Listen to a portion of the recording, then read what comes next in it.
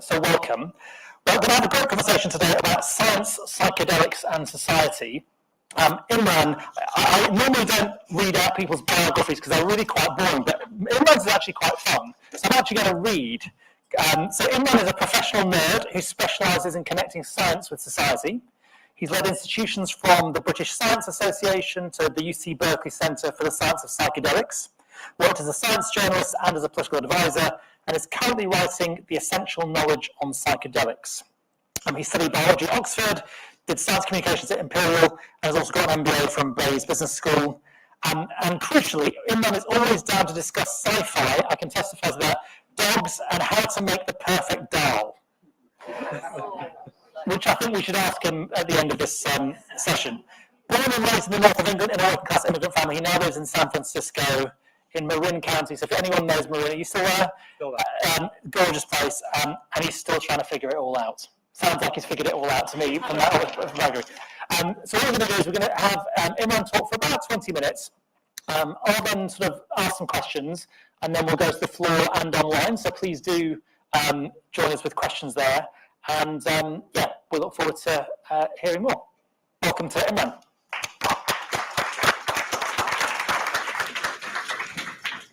Ravi, thank you so much, and thank you so much for being here tonight. It's a lovely evening, so it's always nice to have people come in and nerd out with me. I should say that it might look as though Ravi and I coordinated our outfits today. We're both on for the white and green. We did. I reached out to him yesterday. I was like, Ravi, what are you going to wear? And I, by chance, had packed this. Yeah, it's a pleasure to be back at Nesta. I was realizing that it's been almost, believe it or not, almost a decade since I joined the Board of Trustees here. And I think back then, if you had told me that I'll be back in 2025 doing a talk on psychedelics, of all things, I'd have probably asked you what you were smoking. You probably wouldn't have been smoking psychedelics.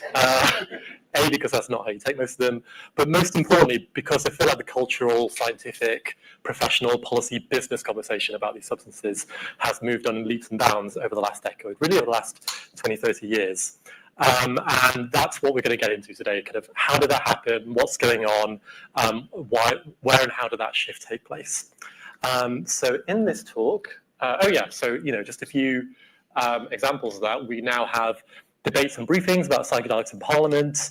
We have mainstream scientific journals devoting entire issues to this topic. We have Netflix coming out with series like How to Change Your Mind and Have a Good Trip.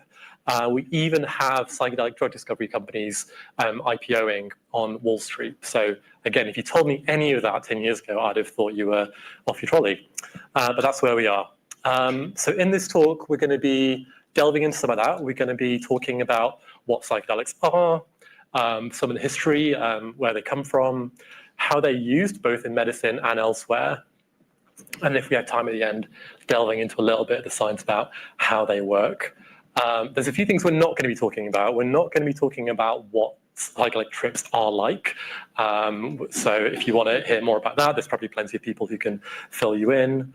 We're definitely not going to be talking about that time you did 3 tabs of acid, saw the entire universe and spoke to God. Some psychedelic events are like that. This one isn't. And obvious health warning, psychedelics, most of them are still Class A drugs in the UK and highly illegal around the world. And nothing in this talk is encouraging the use or purchase of them. And I'm definitely not telling you how to get hold of them. So I don't know a guy who knows a guy. I don't have a WhatsApp group. You can figure that one out yourself. But I thought I'd start with the big question, like what are psychedelics? And just to get a sense in the room, I'm going to ask you to I'm going to name different drugs, and I'm going to ask you to hold up your hands. This is not about saying whether you're tripping on those drugs right now, don't worry. Although I'm from San Francisco now, so you can't shock me. What I want to get a sense of is of these different drugs, what's the opinion in the room about whether they're classed as psychedelics or not? So I'm going to name a drug, hold up your hand if you think it is a psychedelic. I'm going to start with an easy one, LSD. Okay, pretty much everyone. Ayahuasca. MDMA. Okay, half. Ketamine. Cannabis. Few. Psychedelic magic mushrooms. Not a drug, meditation. Hang on, okay, a few. So I didn't get a chance to look around. There's opinions vary, so both in this room and outside and amongst the general public, amongst experts, the proportions are roughly similar. Everyone pretty much agrees that drugs like ayahuasca, psilocybin, LSD are psychedelic. There are some in the middle, like MDMA and ketamine in particular, where opinions are divided. Some call them psychedelic, some don't. Some call them psychedelic-like. And then other people acknowledge that it's the experience itself which is psychedelic. And that experience can be brought on by non-drug actors like meditation and other things. And you might be wondering, how is it that we're all talking about these as psychedelics then? Given that these are drugs with different subjective effects, different safety profiles, different chemical structures, and therefore different forms of brain activation, why are they all called psychedelics? And the answer comes back to the history of the term itself. And although some psychedelic substances have a very long history, the term itself is relatively speaking new. It was coined in the 1950s by this chap. This is Humphrey Osmond. He was a British psychiatrist living and working in Saskatchewan, Canada. He had a whole bunch of different interests. Primary among these was the study and the treatment of personality disorders, so things like schizophrenia, things like addiction, but he was also very interested in mind-altering drugs, so mescaline, LSD, and a bunch of other things at the time. And he was in correspondence with this guy, Aldous Huxley. Huxley, you may know, was famous for writing many things. He was already famous at that time for writing Brave New World in the 30s. And Osmond and Huxley become friends via correspondence. It was Osmond that initially gave Huxley his first dose of mescaline. But they were talking about these substances in their letters, which are still available. And they were trying to figure out, how do you describe these new drugs, which don't have a word that described all of them at that point? And it wasn't Huxley, the writer, but it was Osmond, the psychiatrist, who came up with the term from the ancient Greek. So he came up with the term psyche, meaning mind or soul, and dalun, meaning manifest or show. And he smushed those together and came up with this word psychedelic, and he even had this little rhyme to go with it. That in order to fathom hell or go angelic, just take a pinch of psychedelic. And it really took off. So obviously in the 60s and 70s, that was when the so-called psychedelic era really began, particularly in the West. Psychedelics escaped both the lab and underground and indigenous contexts and therapists' rooms and got into mainstream culture. And it was this idea of mind manifesting that seemed to be the one that stuck in popular culture, the idea that psychedelics can reveal something about the unconscious mind, that psychedelics unveil something about consciousness, that they manifest your soul. That was really the thing that kind of gripped the media and popular culture for good and bad. And it's that term that stayed with us today. Definitely has some baggage, but it's the one that came to refer to this whole class of drugs. But if you think about that definition, mind manifesting, there's a kind of funny issue with it that's not unique to psychedelics, but it is that it's a very subjective definition. Who can tell you whether or not in a given moment your mind has been manifested or your soul has been revealed? There's no scientific test that can do that, given that we can't even define what a mind or a soul properly is yet. So it's an inherently subjective personal experience rather than one that you can measure objectively and measurably. So when it comes to those questions like, is MDMA or ketamine a psychedelic, some would argue that there are empirical proxies for that question. Others would argue that only you can know. And we see that also in the research that's being done. So a bit later in the talk, I'm going to be talking about some of the clinical and research trials in psychedelics. But one of the challenges the researchers have is trying to figure out, well, to what extent is someone having a psychedelic experience? If you're giving someone, let's say, psilocybin to see if it treats depression, you kind of want to know if the psilocybin's working. So they come up with these questionnaires. And these are all words and ideas that scientists are using to measure whether or not someone is having a psychedelic experience in research. They come up with these terms like, are they experiencing something that's oceanically boundless? Are they experiencing something that's revelatory? Is it outside time? Is there a sense of unity that everything is connected? Are they having their ego dissolve? Are they having a sense of awe? Is it literally awesome? And is it, my favorite, ineffable, which is a word that means too grand for words? And these are just fascinating words. These are not normally words that you run across in the study of health, of mental health, of chemical compounds. But there's something special about psychedelics that seems to inspire these kind of descriptions and the experiences that lead to them. And as soon as you start looking into these drugs, you realize that, of course, they didn't start in the 50s or 60s or 70s, that people have been using these drugs for time immemorial that they've been having these experiences probably since the dawn of humanity.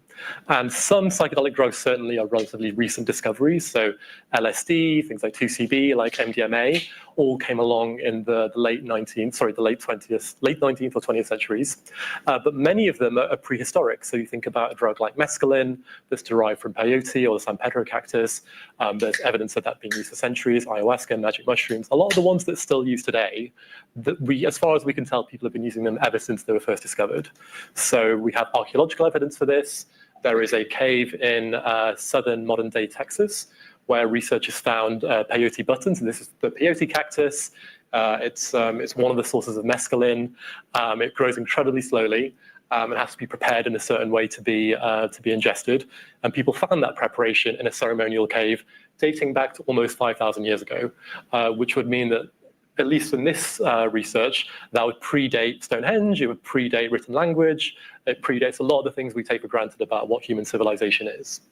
Other examples are people found strands of hair in a cave in Spain and found cell alkaloids that were suggestive of the fact that the people whose body that hair came from were also using psychedelics. There's this amazing document from the 1500s, the Florentine Codex. This was an encyclopedia commissioned by the Spanish crown to document the Aztec or the Nahuatl civilization in colonial Mexico, and it's an amazing document. It runs for thousands of pages. But one of my favorite bits is there's a description of a particular mushroom where the head is small and round, the stem is long and slender, and that he eats many of them, sees many things which make him afraid or make him laugh. And if that's not a description of magic mushrooms, I don't know what is. But again, that dates from colonial records from the 1500s, which suggests that it was going on for a long time before that too. And this comes up so often. It comes up, there's so many instances of this use happening throughout history that some argue that the modern hype or the modern rediscovery of psychedelics that we're having now is just the latest iteration of something that happens again and again throughout human history, this excitement about psychedelic states and what they can be used for. And the explanation I prefer for why that might be is that it's something to do with the fact that psychedelic experiences lend themselves to a huge variety of uses. They're not like a one-trick pony. They're really diverse and have a lot of variation. So I want to spend a few minutes talking about them. I'm going to delve into a few in detail, but the one elephant I want to kind of name in the room is that by far and away the most common use of psychedelics is recreational. So I was leading a research center at UC Berkeley, and one of the things we did was do a nationwide poll in the US of voters. So not psychedelic users, but just anyone who votes about their opinions, their perspectives on psychedelics. And we asked people, for those who are familiar with psychedelics or know someone who's used them, what kind of use was that? And by a long distance, recreational was the most common. And I think sometimes we're a little bit embarrassed to talk about that because there's this sense of, I don't know, we live in a puritanical culture that if something's fun, it can't also be good for you. But it is still the case that most people, most of the time, using psychedelics for fun, whether that's in community, whether that's for joy, whether that's for dancing, whether it's for something else. But unlike many other illegal drugs, psychedelics also have lots of non-recreational properties, which I think makes them relatively unusual when it comes to drugs that are classified in one way or another. For example, psychedelics are often used for creativity and cognition. One of the most famous examples of this is something called the polymerase chain reaction. So this is Kerry Mullis. He won the Nobel Prize in, I can't remember when, I think it was the 90s, for this thing called the polymerase chain reaction. And essentially, PCR, polymerase chain reaction, is the technology that underpins all of gene sequencing. If he hadn't invented PCR, our modern science of genetics would be probably decades behind where it was. And the thing that Kerry Mullis did before he became a scientist and studied how to make this thing happen was essentially spend the entirety of his undergraduate making LSD in his dorm room and giving it to all his friends and not doing any coursework.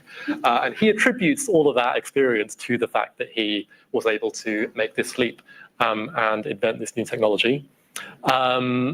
He's a slightly problematic character. He also turns out to be an AIDS denier and a climate skeptic and all this kind of stuff. And you have to wonder, did the psychedelics play a role there as well? Who knows? But it is an interesting example of how psychedelics do allow people to think differently and come up with important inventions. There's a new study that just started at UC Austin, University of Texas Austin this year, to delve into this question, looking at the types of insight and the types of thinking that are different in psychedelic states versus sober states. A big one that comes up a lot also is the role of psychedelics in both spirituality and activism. This is a photo of Quanah Parker, who combined those two things in one. Quanah Parker was a Comanche leader around the turn of the 19th and 20th centuries, and he didn't grow up with a peyote tradition. So again, peyote is one of the sources of mescaline, but he encountered it through interactions with other Native American tribes in the US and realized that it could become this unifying force, that at the time he felt that there was a kind of divide and conquer strategy going on with the US government, and that by bringing together this new religion of peyotism, as he called it, he could use it as a unifying force, both spiritually and politically, for Native Americans to kind of find a way to unify around. And that later paved the way for something that's called the Native American Church, which is now an established religion in the US, has Supreme Court protection around the use of peyote in its ceremonies. So again, it's those two things combined. He famously said, when he was trying to make the point about how psychedelics are used by different communities, that the white man goes to church and talks about Jesus, whereas the Indian goes to his teepee and talks to Jesus, which is a direct reference to him and his compatriots using peyote in a particular way. There's increasing curiosity about workplace productivity as well. This is an article in the Wall Street Journal just last year that was suggesting that it might be time for companies to start paying for their employees to take psychedelics, both because it will keep them healthier and it might help them think better. Of course, the most famous person who's talked about this is Elon Musk, who famously said when he was criticized for using ketamine that his use is in the best interest of Tesla investors, so he shouldn't get voted off by the board. And whenever I see that talked about, I'm always reminded by it. One of my all-time favorite memes, which was this dates it, obviously, the format, but someone pointing out that in the 60s, people talked about drugs will help free your mind, whereas now they talk about by doing small amounts of LSD, you can maximize productivity generating capital for your boss and shareholders. So we've traveled a distance. But of course, the big use case that I think has really pulled psychedelics back into the mainstream and the limelight is medicine. And I want to emphasize that this isn't a new thing, that this woman, Maria Sabina, who is a Mazatec healer, curandera, who was active in Mexico, she's the person that basically reintroduced magic mushrooms, psychedelic mushrooms, to Western audiences. There were Westerners who went to Mexico to look for people like her, and she was the first person to kind of open up and share the ways in which mushrooms are used in indigenous communities in America, and that was then opened up to Western audience. But that was in a healing in a medical context. It wasn't purely kind of spiritual and communitarian. There was a real focus on how are these used to help people. We already talked, obviously, about Humphrey Osmond as well, the guy who invented the term psychedelic. He was doing it, he was working with psychedelics because he wanted to treat mental illnesses and personality disorders. So basically, every time psychedelics come up in history, there is this very close link between the substances themselves and the healing and therapeutic potential. It's not a new understanding of what they can do. But we are looking at it differently now, and you may have seen there's been a number of really interesting studies published over the last 10 years or so. I'm just going to do 3 quick case studies. One of them is depression. So there's been a number of studies looking at psilocybin, which is the active ingredient in psychedelic mushrooms, and how that can treat various forms of depression, so treatment-resistant depression, major depressive disorder, postnatal depression is another one. And there was a meta-analysis of 10 of these studies published last year. And what they found was this, that across those 10 studies, which are listed down there, they essentially did a comparison across all of them and found that all of them, on average, psilocybin outperforms the comparator. And sometimes the comparator is a placebo. Sometimes it's an antidepressant, like an SSRI.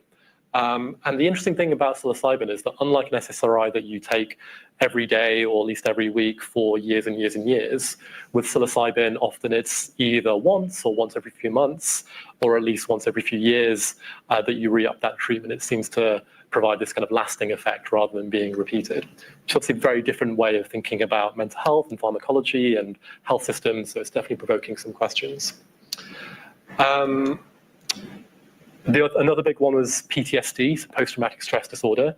You may know that it's a very common condition. Estimates suggest that somewhere between 15 and 25% of Western population suffer from this, particularly veterans of war and survivors of sexual assault. And there are no good treatments. So the treatments tend to be things like exposure therapy or treatments for the symptoms, so antidepressants, anti-anxiety medications, not really treating the underlying trauma. This study that was published in Nature Medicine 2 years ago compared therapy with placebo against therapy with MDMA, and this is what they found. So the blue lines are, so the gray line is people that didn't respond to placebo plus therapy. And what we see with the blue lines is that therapy works. That the 69% is the number of people that responded in this trial to the treatment after 3 treatments. The slightly darker blue line is the people that responded so much they no longer met the clinical criteria for PTSD.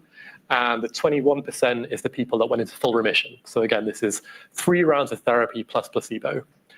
And then they did the same thing, but with MDMA. And what they found was really striking. That if you look at the far 2 lines in particular, 71% of participants in the trial that got MDMA plus therapy no longer met the diagnostic criteria for PTSD, and 46%, so nearly half, went into full remission. And these are, I think they're kind of astounding results, and to have them published in a journal like Nature Medicine, I think underlines just how seriously these results are taken by the scientific mainstream. One that I think is probably less well known is an alcohol use disorder. So again, this is a similar study. This is a phase 2 trial rather than phase 3, so not quite as many people. This was 93 participants, but again, they were comparing placebo plus therapy against psilocybin plus therapy. Again, psilocybin is the active ingredient in psychedelic mushrooms. What they found was that half of the participants in the placebo arm who just got therapy in placebo, half of them significantly reduced their days of heavy drinking. I think heavy drinking was defined as having 5 or more drinks in a day over the course of a month. And a quarter stopped drinking completely. So again, these are people who are in treatment for alcohol use. And when they compared that against people who got psilocybin plus therapy, 83% had a dramatic reduction in heavy drinking days, and half stopped drinking entirely. And there's a number of things you can take away from this. One is that placebos work, one is that therapy works, another is that psilocybin and other psychedelics have this huge additive effect and seem to really make a huge difference. And these aren't the only 3. So if you look at the studies that are currently in phase 1 to 3 trials across the world, you see things like binge eating, you see things like postpartum depression, fibromyalgia and other pain disorders, end-of-life distress, particularly amongst cancer patients, anxiety disorders, anorexia and other eating disorders, and many, many more. And we could have turned this talk just into delving into all these different conditions and some of the amazing study results that are coming out. But one of the weird things about psychedelics is you might look at this and think it seems a bit too good to be true. How is it that one class of drugs, which as we've discussed is not even one class of drugs, it's very heterogeneous. You've got drugs like LSD, which activate serotonin receptors. You've got drugs like MDMA, which the MA in MDMA stands for methamphetamine. You've got drugs like ketamine, which is a dissociative anesthetic. How can it be that all of those have the same effects? And even if you just look at the kind of classical psychedelics like LSD and psilocybin, how can they work for everything from anxiety to depression to alcohol use? It seems too good to be true, and it makes you wonder kind of what's going on underneath the hood. So I want to end this portion of the talk before we go into Q&A by trying to speculate a little bit and kind of tease out some of the research directions. And in particular, talk about this idea of neuroplasticity. So the idea of neuroplasticity is the one that is commonly put forward to explain what's going on. The psychedelics just make your brain more malleable, and that's how it works. And the problem with that explanation is that lots of things make your brain more malleable. Your brain is inherently plastic, inherently malleable.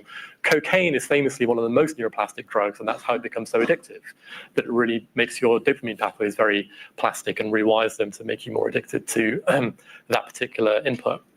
So there's a question of what is it specifically about psychedelic-induced neuroplasticity that makes some of these healing effects possible. And that's, I think, the really interesting research direction. And the most promising, or one of the most promising and dominant hypotheses put forward is this idea called the entropic brain hypothesis. So entropy is this kind of physics concept that means disorder. And the entropic brain suggests that your brain can be highly ordered or it can be highly disordered. And the sweet spot is somewhere in between. If you think about disorder, then there's kind of no connection. If you think about order, then everything is static and nothing's shifting, and kind of the optimum state is somewhere in the middle. And the suggestion is that the thing that psychedelics are doing is moving your brain state from a overly ordered state into a slightly more disordered state, so there's more room for change. And to explain how this might be happening, I need to kind of take a bit of a detour into the science of perception. So bear with me for a second. I'm going to talk about the visual system and the importance of beliefs in the visual system. So you might look at this image and see something that looks like it could be on a desert or maybe on another planet somewhere. Maybe it's Mars, maybe there's a hill rising up out of this plain, and there's a crater in the top of the hill, and there's another one next to it. That could be what's going on here. And I could show you a very similar but different image, which seems to be the same kind of setting, same maybe Mars desert planet, but instead of a hill, it's a crater, and it's a depression, and there's a little hill at the bottom. And of course, these are both the same image. One is just flipped upside down. So the question is, why do you perceive these two images in two different ways? And the answer is that when you perceive an image, you're not just relying on the light, the photons coming in through your eye. That's part of the picture. The other part of the picture is decoding what your brain is doing. So one of the things your brain is doing is realizing that over your lifetime, you've come to this assumption that light normally comes from above. That, like in this room, like if you go outside, most of the time light shines from above, so it casts shadows in a certain way. And it looks at the shadows that are being cast on these two photos and says, well, if I use my assumption that light is coming from above, the one on the left must be a hill or a mountain, and the one on the right must be a crater. So your brain is combining visual input with a lifetime's worth of experience and assumptions to create your experience of the actual image itself. The image itself is only half the story. And you can see that again in this kind of famous optical illusion, which you might have seen before.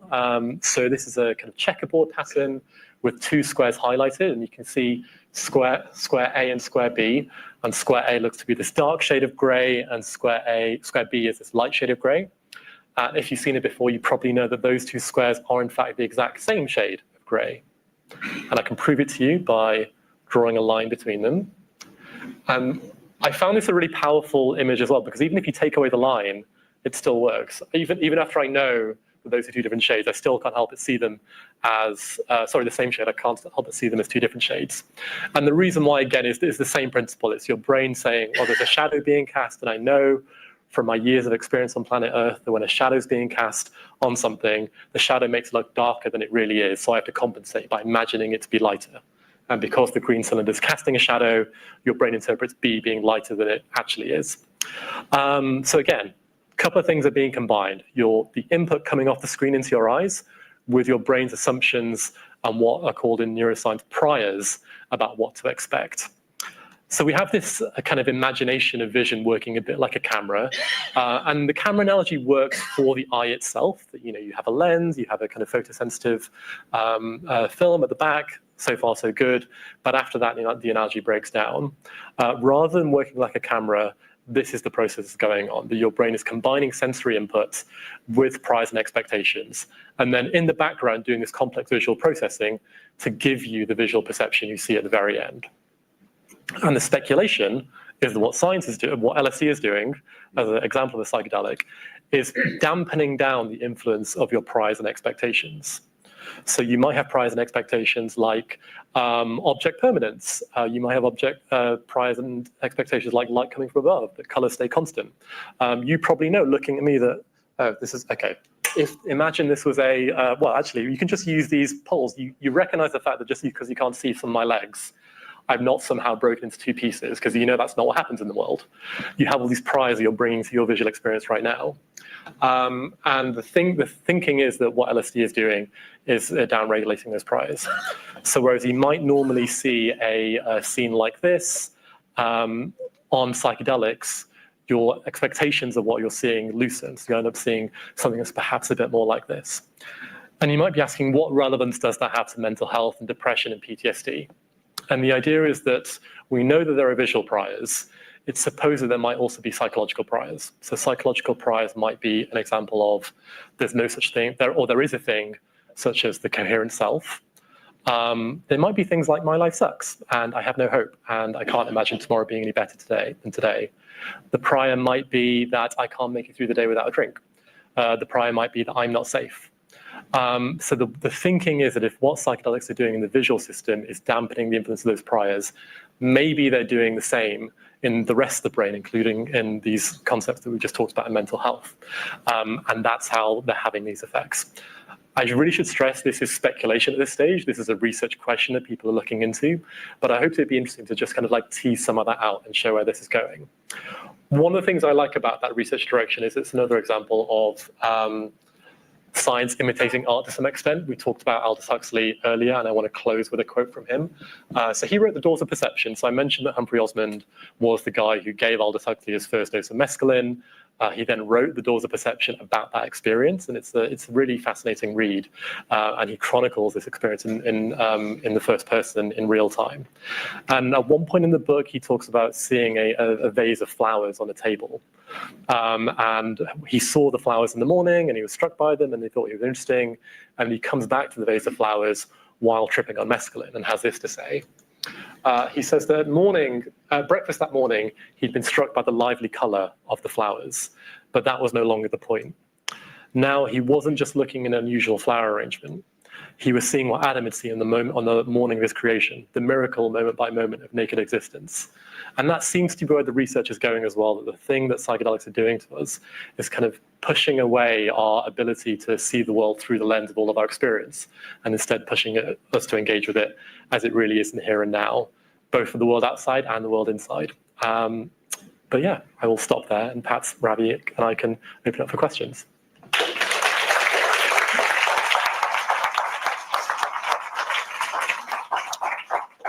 Thank you very much. That was fascinating, Imran. Thank you. Do take a seat. Where do you want me? To there. Just on that last point, how are researchers actually testing that idea that it's taking away your priors? Because presumably that ought to be a testable hypothesis. So that last bit again. It ought to be a testable hypothesis there. Yeah. So they're using the visual system as a case study, partly because we understand how the visual system works a bit better than the rest of the brain. So, for instance, the way your visual system is wired is that light comes in through your eyes, it goes through two pathways through your visual cortex, which is the back of your brain. And then there's these kind of 5 to 7 layers of neurons, and each layer is responsible for decoding a different element of the visual picture. There are some that are specific to lines and edges, there are some specific to kind of concepts, and you can sort of see the picture being built up as you go. And there's experiments being conducted to give people optical illusions. So a bit like the, actually not optical illusions, so they're called bistable precepts. So if you've ever seen that kind of famous picture of the kind of the duck or the rabbit, where, depending how you look at it, it's either one or the other, or the two vases in the face. It's giving people an image that's a bit like that, where there's different interpretations you can take. But one of them is more drawn from assumptions and priors, and another one is more relying on moment-to-moment perception. And the question is, if you give people psychedelics, do they interpret it differently than if you're sober? And if they do, can you put them in a brain scanner and see how that's actually affecting neural function? So there's a leap going from there to that's how they're working for things like mental health. But one of the things I find quite cool about psychedelic research is that they're also a tool for just understanding how consciousness and the mind are created by the brain. That we can, by kind of destabilizing how consciousness is created in this predictable way, you can start to unpick which parts of the brain are responsible for it. I was so interested in that partly because you said earlier on mindfulness. Some people might think that's a sort of psychedelic experience, because you could imagine that working in quite a similar way. Absolutely. I mean, it's not something I know a ton about, but one of the other studies I was thinking about bringing in, but kind of excluded for time, is that there's this researcher who's based at Berkeley called, whose name is Gulden, and she's putting forward this theory of critical periods. So critical periods are an idea in biology that were first used to describe the way baby birds would imprint on their mothers. So there's a kind of 24 to 48 hour period with goslings, for example. The first living creature a gosling sees, you will assume it's its mum. But if that window is missed, then it won't imprint. So there's a period in which the brain of goslings, but also humans, is highly plastic for certain things. Human examples tend to be things like language learning, where our brains are more plastic for that when we're kids. stroke rehabilitation, where there's a critical period of a few weeks and months after a stroke where your brain can regain lost function more easily. And once that period closes, it's harder to do the thing that you're trying to achieve. And she's done some research to suggest, and this is only in rodents, it's not in humans yet, that one of the ways that psychedelics might work is reopening a critical period. And it seems to be the case for these very diverse drugs like ketamine, MDMA, LSD, ibogaine. They all seem to be doing this thing of reopening a critical period in rodents. But she talks about the fact that if you talk to people who've done things like week-long silent meditation retreats and certain types of mindfulness and a bunch of other things, what they're in fact doing is shutting off a certain type or many types of input for an extended period. And that might also be doing the same thing by telling your brain that you're having this type of input that you normally get, like conversation or TV or whatever it might be. That type of input's no longer available. That might also be reopening a critical period. So yeah, it's right. Yeah.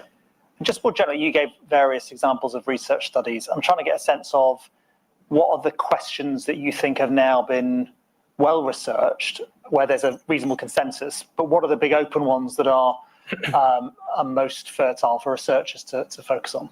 So I think the ones around there being some very promising use of psychedelics in mental health, I don't think it's quite signed and sealed. We've only had one phase 3 trial that's been completely done. So phase 3 is kind of the gold standard in pharmacology, where you've proved something works and it works better than the kind of the best other option. I think we're getting there with some psychedelics for some conditions, but it's not settled science yet. But I think we're close.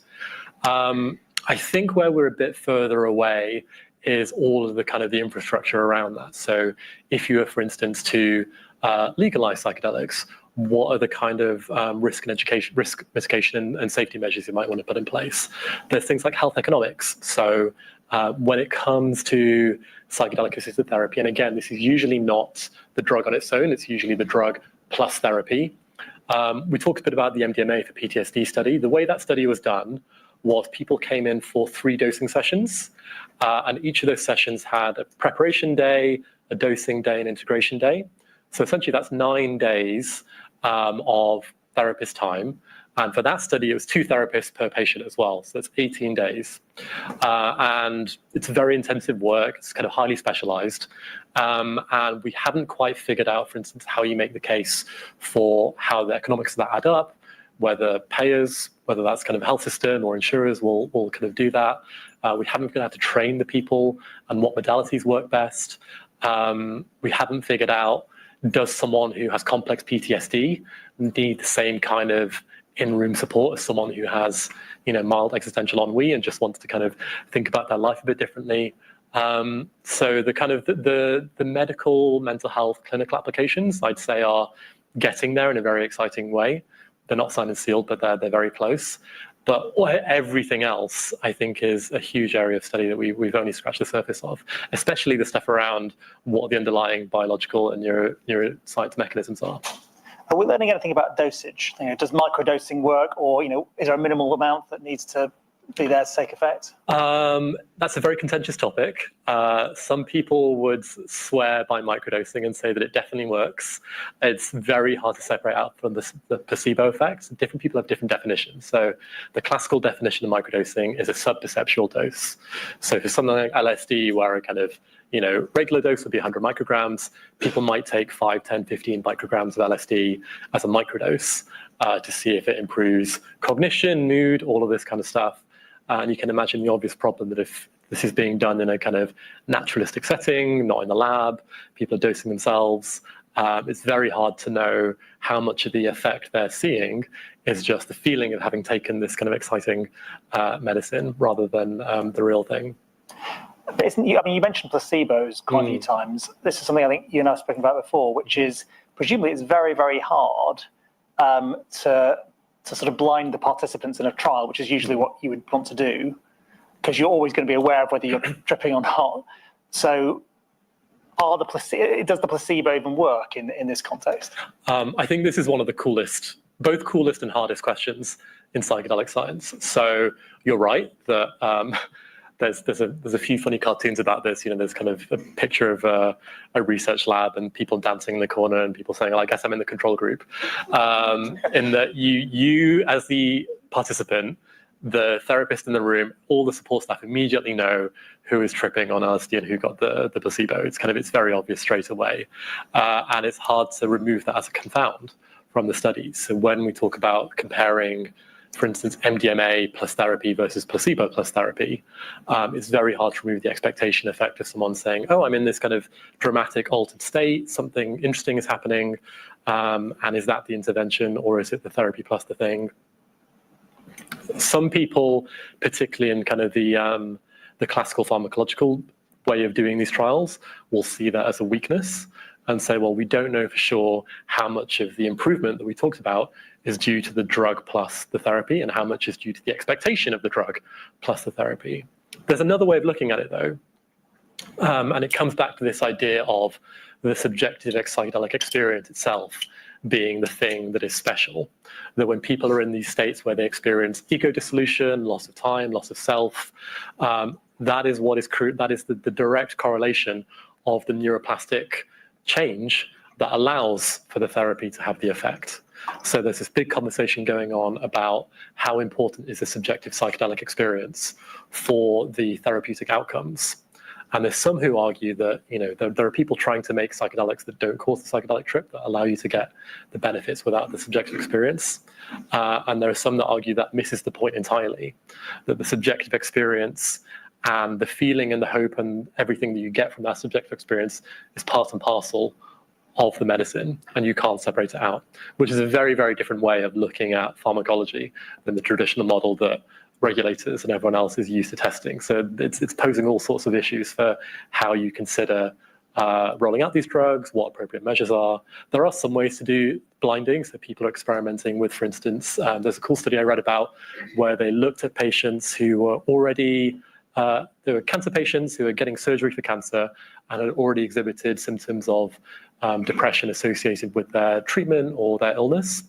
And while they were getting surgery, they got given a dose of ketamine. So they were under anesthetic, a different anesthetic, in addition got ketamine. And the question was, would the ketamine make them any better? Because it's an antidepressant, potentially in a psychedelic role. And they found that in this small phase 1 study, it didn't have an effect. It didn't have an additional psychedelic antidepressant effect. So that one, if it was scaled up, would suggest that the subjective effect is crucial for the antidepressant effect. But yeah, people are coming up with funky ways to try and get around this placebo problem.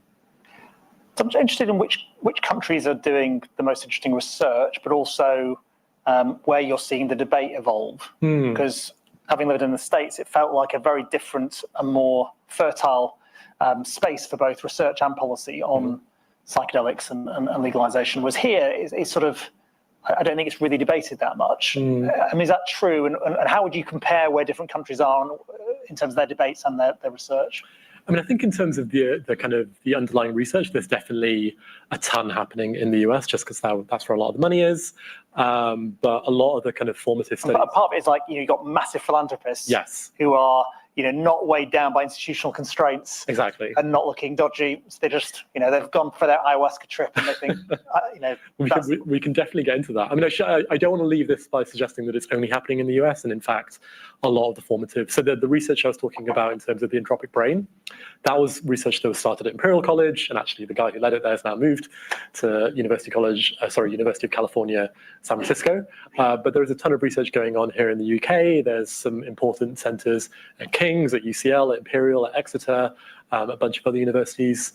But in terms of the kind of the cultural climate, you're right that I always forget who said this, but someone talked about the states of the United States being laboratories of democracy in the US, the fact that each state can sort of go its own way and do its own thing. And yes, there is federal, national level drug policy in the US, but individual states have legalized. So Oregon, Colorado, A few others have legalized psychedelics for personal and medical use.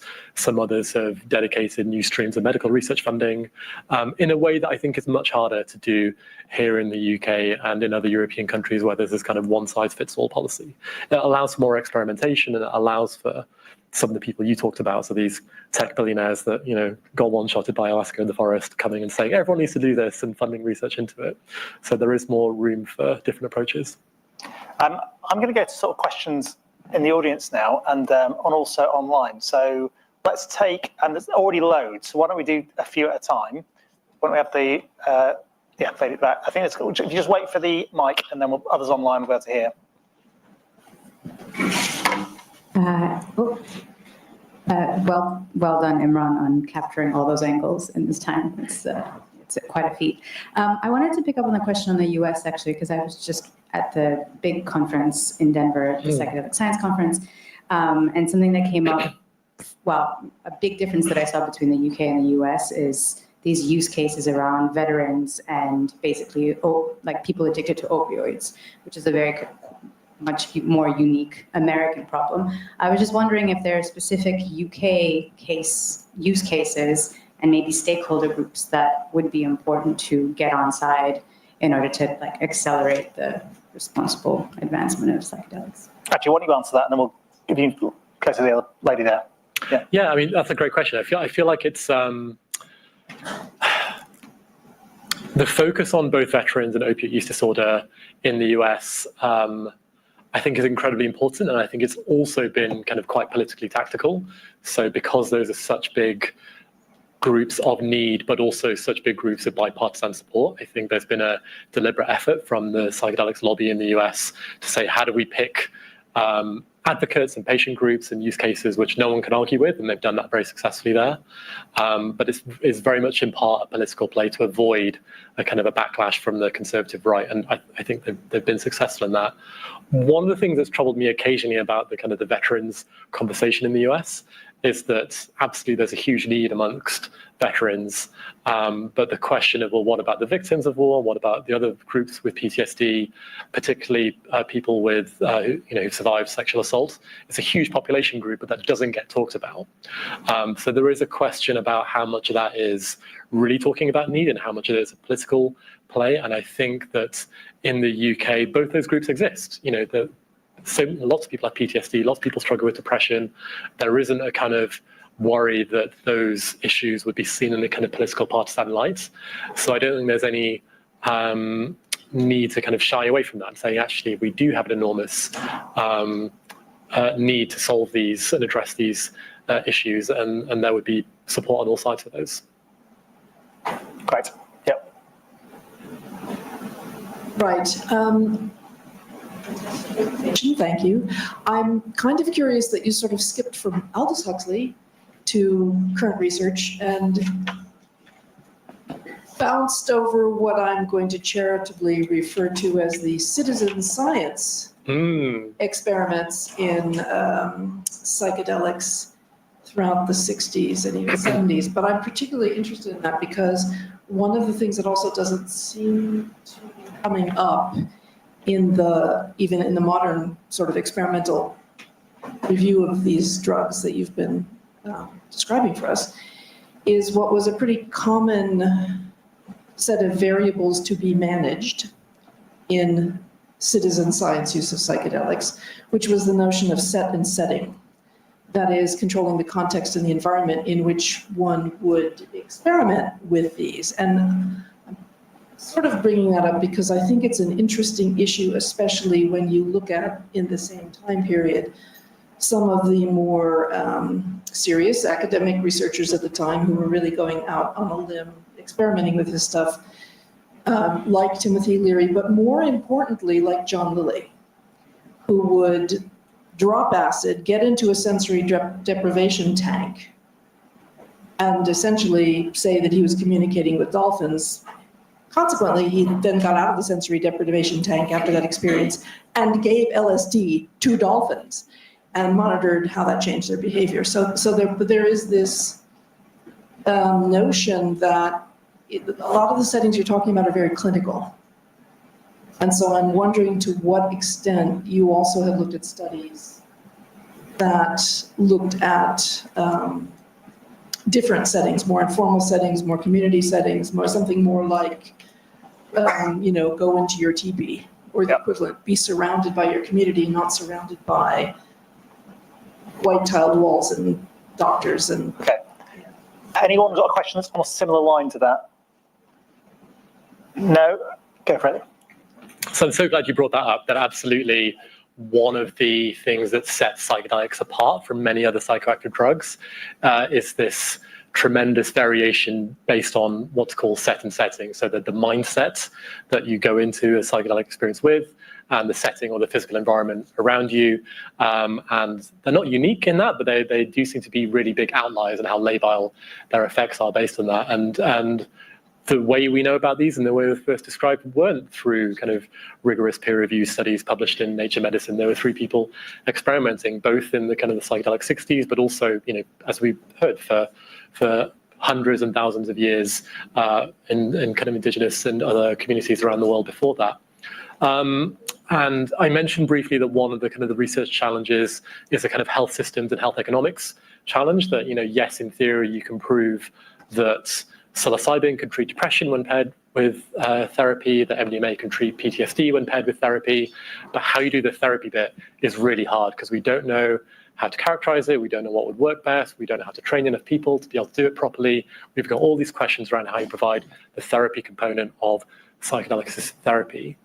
But a professional therapy approach isn't the only way that this stuff happens. That if you look at, what we might call citizen science or what we might call just community-based settings, people often support each other, whether that's through a kind of formal community-based context, whether that's just through friendships.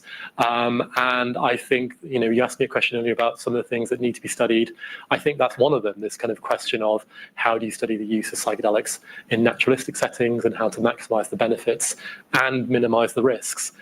But that's hard because use is still illegal, and people don't want to enroll in the studies when they, risk persecution or prosecution.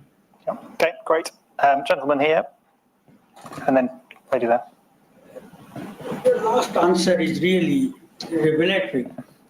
The new Labour position on moving NHS from hospitals back into the community and having neighborhood clinics.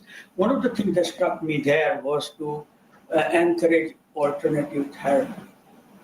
And the idea in my mind from earlier was that why not set up special rooms, special areas where community-based alternate therapies can be explored. And not in the most of the drug way, but in a recreational way, in a social way, to use psychedelics, to just ease the pressure to begin with, rather than treat this depression and all. That, as Labour proposes, that let's just kill the disease right at that stage. How do you think that might work? Okay, let's go to the lady there, and then we'll take one more. Lots of questions. Okay, I'll be as quick as possible. Thank you. My name's Suzanne. So I sit in a number of camps. Personally, I have complex PTSD, dissociative disorder, a few other things. I have a therapist looking at psychedelics. I run a company that looks at power, so influencing others and how that could make stronger leaders. And actually what I'm finding out is the things that I do in one space work in another. And so my question for you, outside of legality, all the frameworks, could you see a possibility where psychedelics could be used as part of a change management tool, as a way that leaders can think differently? Because when I work with them and I tell them the way your brain works is affecting how you behave, they drop their shoulders, and it gives them that moment you talk about where they can think differently. So could this be used ultimately in that space? Okay, lady at the back, and then we'll.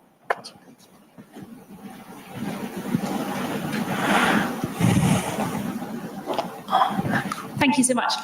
I work in the parliamentary team that wrote the briefing that you put up at the first on the first slide. So thank you so much for repping post.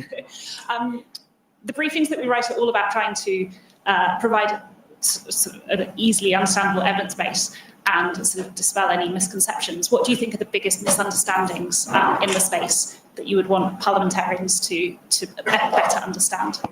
Great. Okay, let's take those three and then come back. Great questions. Okay. I'm going to try and treat these two questions together. I think they're both getting at a similar question, which is, what are the potential uses of psychedelics and what role might they play in society? And it's such an interesting question. So there is definitely a feeling within what I'd call the psychedelic movement that the kind of the medical applications of psychedelics are the kind of the foot in the door, that if you can show people that psychedelics could be a treatment for things like PTSD, things like depression, then that'll be a way to gain social legitimacy and social acceptance of psychedelics.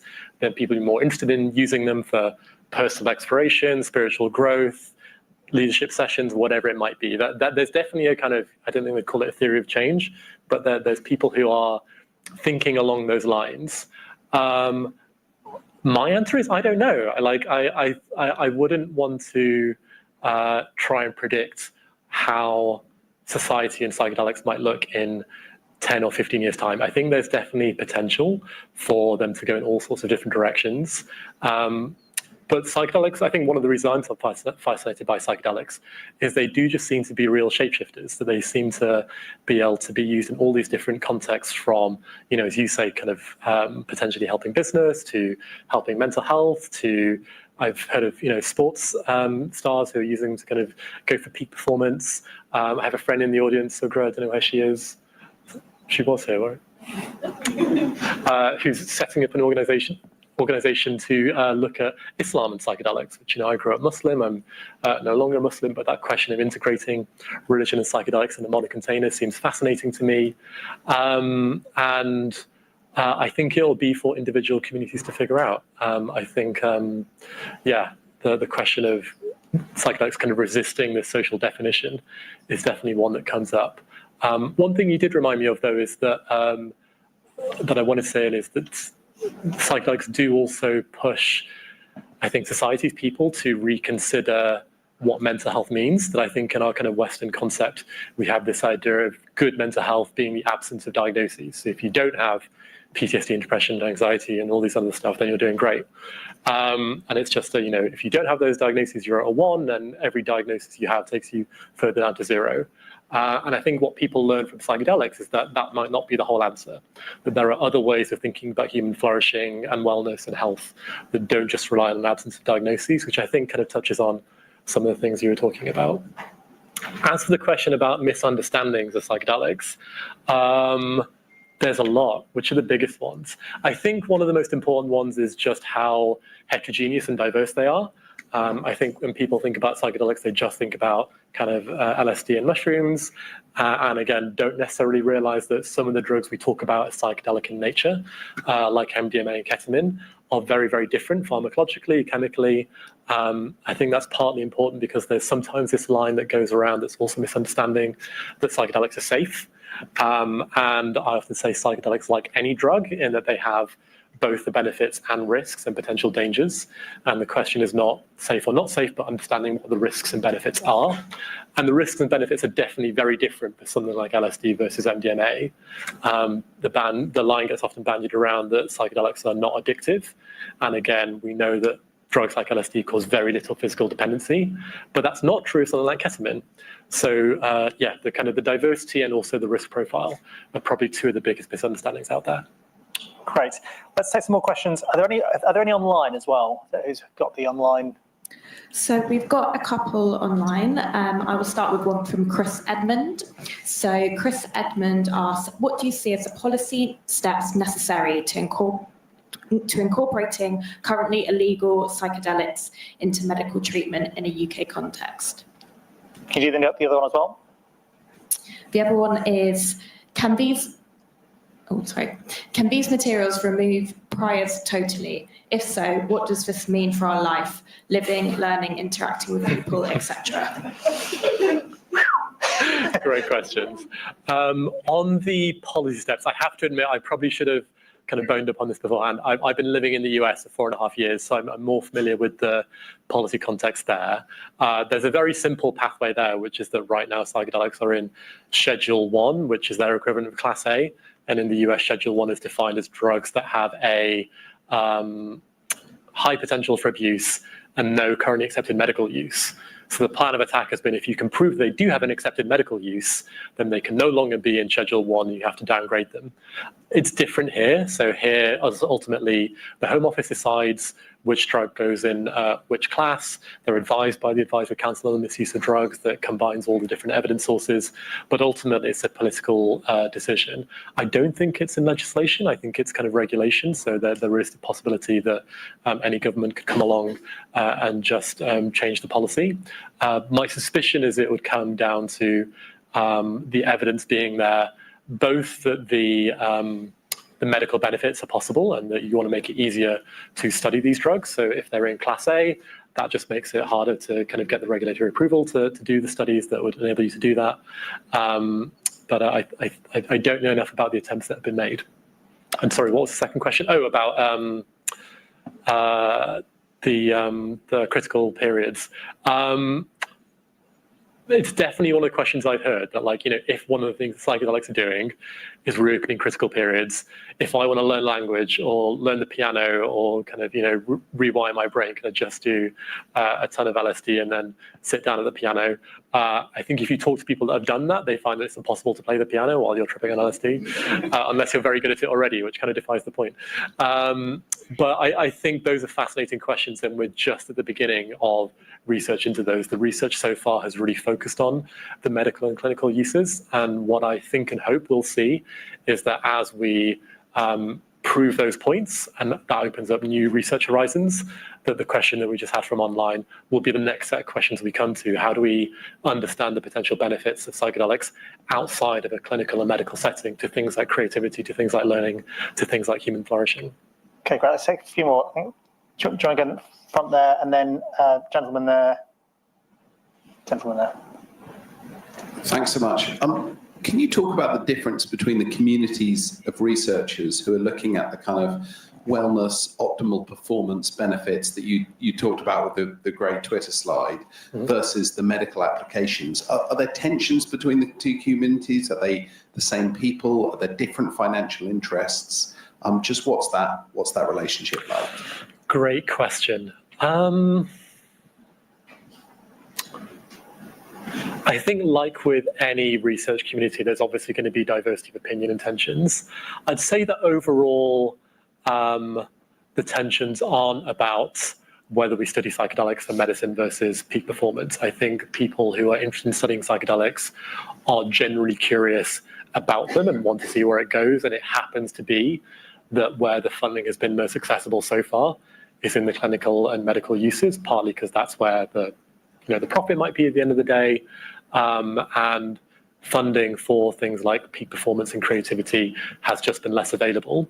But I think that there'll be more researchers available to do that work if the funding was available, as with all research. I think where the tensions are come from some other places. So one of the ones was the one I was mentioning around the importance of the subjective experience. So there are a few drug companies in particular who recognize that the subjective experience might be a blocker to profits and to rollout. So if you require there to be a therapist in the room that's helping mediate the subjective experience, if you require the subjective experience to be 10 hours long versus potentially 15 minutes, all of these create barriers to treatment and therefore create barriers to commercial rollout. And they want to look into whether you can provide a shortcut around the subjective experience. So there's definitely camps within the research world that are trying to have different opinions on that. There's also some other tensions around to what extent are there strong biases amongst the researchers. So you can imagine that one of the things that draws people to psychedelic research is experiences of psychedelics themselves and being quite excited about them. And there's a question about, are you kind of biasing the research field by having that experience? The pushback would tend to be, that's true of every field. Like, volcanologists tend to get excited to study volcanoes because they like volcanoes, not because they're indifferent. So I don't think psychedelics are unusual in that, but there definitely is a group of researchers who think there might be a bit too much irrational exuberance amongst the rest of them. So tensions for sure, but I don't think the one around peak performance is a big one. Right. I wondered if you're aware of any studies that have looked at actually, and we keep going around the sort of individual and collective thing, perhaps at, say, a cohort that has been treated with drugs individually and together, because it's in ritually and recreationally. Very often this is a group thing. Alcoholics Anonymous, Narcotics Anonymous, that's a group thing. But for analysis and safety, very often you're looking at individual effects quite carefully for good reasons. But are you aware of any studies is actually trying to look at whether group experiences have a measurable effect compared to individual experiences? The answer is no, but I think it's a great question. And the reason I think it's a good question is the reason the answer is no is that the studies haven't been done because our current regulatory and scientific model relies on the idea of individual change. So if you want to get a drug past the MHRA, the FDA, or anyone else, you need to show that for an individual, you can give them an intervention and it improves them in a certain way, and that lets you go down the pathway of clinical acceptance and rollout. And we just don't have any good models for doing the other route. So even if conceptually we know that's how it's been done, that it's possible, our regulatory model gives us a kind of straitjacket for not letting us do that. Experiments are being done, but not in a formal setting. So I think people are experimenting with that kind of stuff in practice areas. So there are a number of jurisdictions around the world where psychedelics are legal, and therefore psychedelic therapy is being done. So the Netherlands, Jamaica, Mexico, other places. And a lot of the companies that are being set up to run psychedelic therapy there are doing both one-on-one and group settings. And there is definitely encouragement to say, well, we're doing this anyway, how about you come and study it? And the response has been, well, it's hard to get the funds to do that study because what's the incentive to do that? It's a bit of a tricky situation right now, but I think it's an area of real importance. Great. Thank you for your time tonight, and I wanted to let you know your friend was here, but she had to leave to catch her train. So, so I wanted you to know she was here to support you. I am team subjective experience, just for the record, and because I think that the research seems to really indicate that it's not, I think this visual priors thing might be a bit of a red herring, because the research seems to indicate that it is the strength of the mystical, self-transcendent subjective experience, not that of the visual experience, that means the greatest change in future behavior. So I'd be interested to hear that. But also I feel that when you mentioned about the UK and the work being done in the UK, we can't not talk about Dr. David Nutt, who is the one who sort of birthed the work of Robin Carhart Harris. And he said in an interview I got to do with him that it is the subjective experience that fucks people up. So why shouldn't it be the subjective experience that heals them? And so I would love to hear your thoughts on that.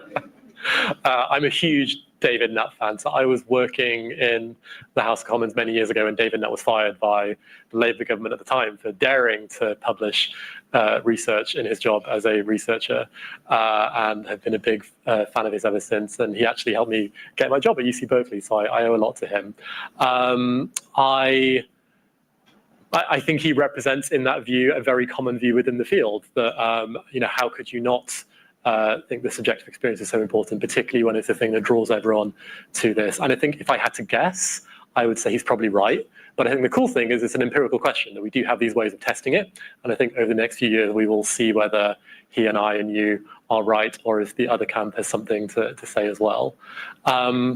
Your point about the visual prize, I may have not explained that properly. So the argument that Robin Carhart Harris is putting forward and others are that what seems to be going on with psychedelic experiences is there's a special type of neuroplasticity. So it's not neuroplasticity writ large, but it's a special type of neuroplasticity. And how do psychedelics create that neuroplasticity and what's going on? And the suggestion is that they're doing that by weakening priors and weakening top-down beliefs in the brain. And the visual system is one example of how they do that. And the question is that true? And if it is true, is that a good model for thinking about the rest of the brain? Okay, let's take our last round. Let's take essentially 3 in a row. Sorry for those of you who've not managed to get one, but I'm sure you're sticking around for a drink afterwards. I'm sticking around. Great. Thanks very much for your talk. I just want to talk about the non-responders. Are there any hypotheses as to what's going on there? We touched upon the subjective experience Are they not feeling the high? Could there be some genetic element? Could there be some confounding factor there? And I just want to talk about continuous dosing, because you mentioned that PTSD study was 9 days. I think someone who's been depressed for years, it might be quite difficult to believe that they could feel remission. Maybe I missed when they checked for remission, but to have remissed in 9 days seems extraordinary. And have people checked on them later on, maybe a year down the line? Will they need continuous redosing throughout their lives? Or I realize there's probably no literature about that at all, but is this something that people are thinking about? Okay. Should we just take all the questions and I'll do them at the end?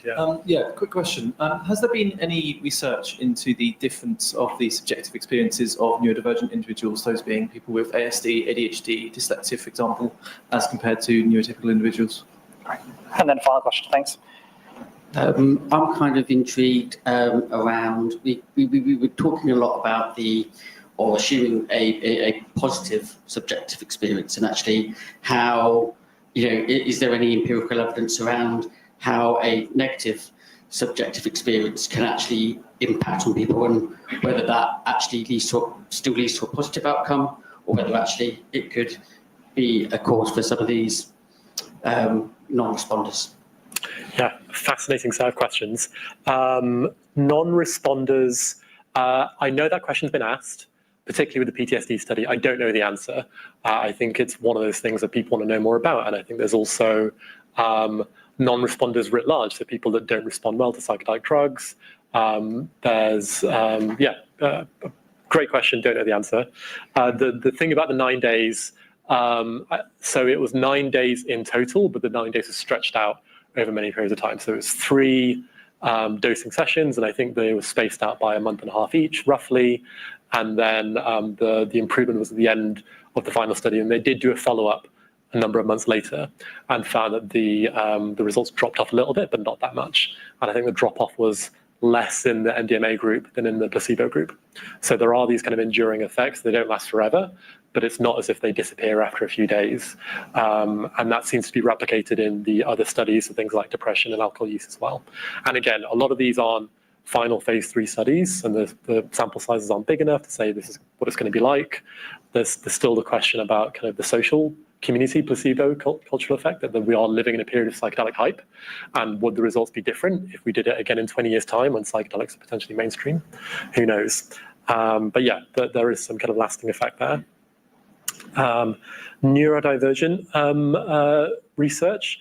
I know that people are asking those questions. I don't know if a ton has been done. That's partly because, again, there's this kind of regulatory straitjacket we're in, that in order to do things like prove efficacy for something like depression, the idea is to kind of remove as many variables as you can. And one of the things people do is focus on having all other comorbidities excluded, often require people to taper off things like other drugs they're on. So there is this unfortunate tendency within the research field that anything that is not the exact thing you're trying to look at, you try and push away and move away. However, I personally know some researchers in the field who are identify as neurodivergent themselves, and they're very interested in this question. I think, to the point earlier, there's a lot of citizen science going on around this, but I don't know of any kind of conclusive studies around it just yet. And then the last question was around kind of not looking at the upside but the downside. Is that right? The negative. Yeah. So the best resource I would provide on this is there's a guy I know who's actually based here in the UK named Jules Evans, who runs the it used to be called the Challenging Psychedelic Experiences Project. It's now called Ecstatic Integration, which is a more hopeful name. But it's delving into this question around, there's so much social emphasis right now on all the good stuff that can happen, but we know that these are not safe drugs, that people have all sorts of terrible experiences, that they can have really tough times. Sometimes those tough times can be correlated with positive outcomes afterwards. Sometimes they're just really hard. And we don't know a ton about any of that yet. And so much of the research has been focused on trying to prove the benefits, because that's where we're starting from, of this kind of coming out of this period of stigma, that there's not been as much recent research on saying, well, how do we make these as safe as possible? How do we delve into some of the harder things? But I think and I hope that as the field matures and as society looks at the substances more carefully, it'll be possible to have those conversations around protecting people from harm without the worry that just by naming it, you're somehow setting the field back, which I think has been the worry so far. But it does feel like, we're living in this time when, there's this kind of reawakening and reimagining of what psychedelic integration with society at large could look like. Great, thank you very much. We could probably carry on for a lot longer and lose all sense of time and space, but we should probably stop there and do stick around for a drink and quiz Imran. I just want to say thank you to all of you, first of all, for really, really great questions, some of the best questions I've heard at an event, so thank you so much. And thank you, Imran, for a brilliant talk and brilliant questions. When's the book coming out and what's it called? The book is going to be called The Essential Knowledge on Psychedelics. It's with MIT Press, and I'm hoping it's coming out next spring. Great, well, good luck with that, and we'll look forward to it, and thank you again. Please join me in thanking you.